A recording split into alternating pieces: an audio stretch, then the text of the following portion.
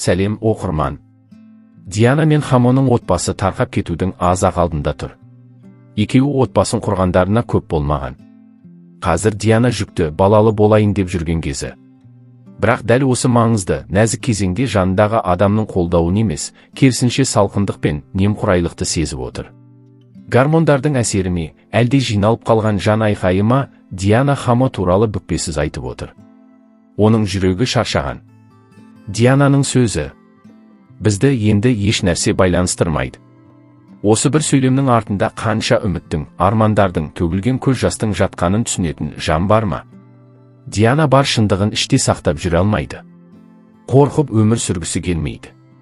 Бұлай жалған күн кешкеннен бәрін айтып жеңілдегені жақсы. Ол енді ішіндегі баланы сылтауратып, бала бар деп қалып қойғысы келмейді. Ер адамдардың арасында бала белде, әйел жолда деген түсінік әлі де бар. Бірақ Диана үшін бұл бала жай белдегі емес, жүректен шыққан тілек, тереңде жатқан арманы болатын. Баланы қатты қалап армандаған мен ғана. Ол Хамодан махаббат күткен. Қамқорлық, мейірім, жылылық күткен. Бірақ оның орнына үнсіздік, немқұрайлық, суық көзқарас. Сені жақсы көрмейді, түрінен көрініп тұр, дейді Диана. Толықтай сіздермен келісемін, өтірік жақсы көреді деп сіздерді де, өзімді де алдадым. Сенім отбасының іргетасы. Ал сенім болмаса, бәрі шайқалады. Кінәлі адам мен кінәлімін демейді. Бір күн емес, бірнеше күн. Үйге мас болып келіп жүргенін бәрі біледі. Бірақ ол үшін бұл норма. Диана ажырасамыз деді. Ол: давай, деді. Сені алғаныма өкінем, қалай алғанымды түсінбеймін деді. Осы сөздің өзі бәрін айтып тұр. Енді ажырасуды эгав арқылы рәсімдеуге болатынын білді.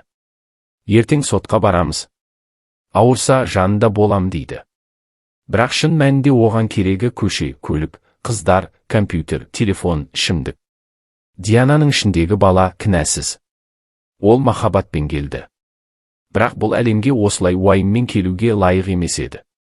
Анасы оны бәрінен қатты жақсы көреді. Сондықтан да бұл шешімді жүрегімен емес, ақылымен қабылдап отыр.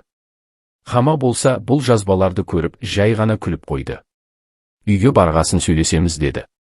Мен өз шаруаларыммен жүрмін деп бәрін ысырып қойды. Бақыт екі адамның бір-біріне деген құрметінен, қолдауынан басталады. Тек ата үшін, тек бала үшін, тек қоғам үшін отбасын сақтап қалуға болмайды. Диана енді бұлай өмір сүргісі келмейді. Ол шын махаббатқа, сыйластыққа лайық.